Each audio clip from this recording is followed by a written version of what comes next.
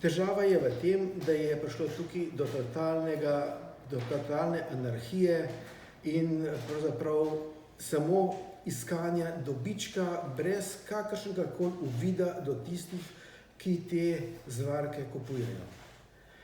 Opozoril bi to, da če greste v lekarne, vidite, da so lekarne pravzaprav supermarketi z prehranskimi dopolnili, zdravila so pa morda celo kje skrita od zadaj.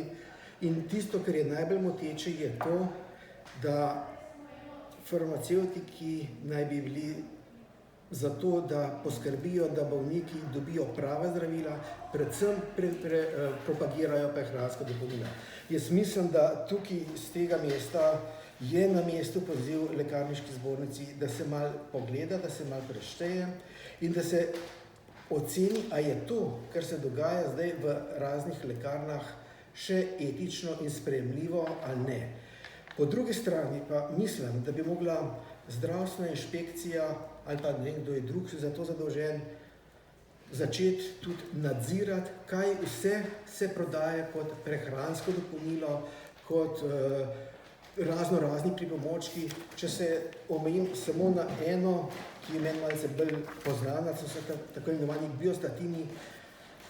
Po pravilih bi moral vsak prehransko dopolnilo imeti jasno napisano gor, da je to prehransko dopolnilo. Ta pripravek tega nima napisanega, od spodaj v obrazložitvi, če greste na internetno stran, pa piše, da je to medicinski pripomoček, skratka voziček verjetno, ker to so medicinski pripomočki.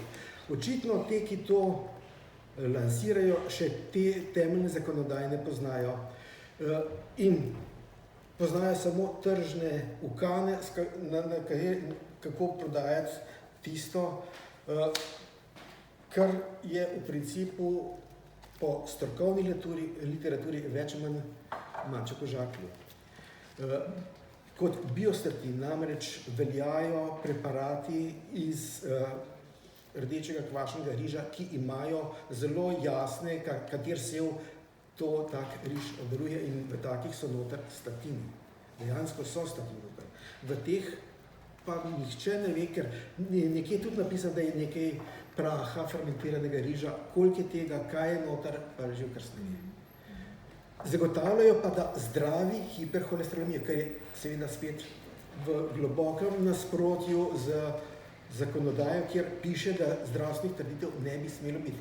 Ampak podobno velja tudi za razne shujševalne pripravke, za izboljšanje dobrobiti, ne nazadnje tudi kako bodo očistili jetra. Preparat, ki čisti jetra, je vsaj za 4, jaz vem, da jim je povzročil akutno jetrno odpoved in da so šli na transplantacijo potem. Tako da mislim, da je res skrajni čas, da naša oblast začne izvajati nadzor tudi nad tem. Če tržni inšpektorji kontrolirajo, a je v medu, a so noter pesticidi ali karkoli drugega, naj pa kontrolirajo tudi, a je v prehranskih dopolnilih res tisto, kar proizvajalci trdijo, da je noter. Za probiotike vem, da je to samo v 30%, ker so to analizirali, so šli pogledati slovenske probiotike in samo pri 30% je bilo res noter tisto, kar je napisano na sprejemnem listku. Globoko sem prepričan, da velja podobno tudi za vse ostale. Tako da mislim, da to je tisto, kar je bistveno za danes.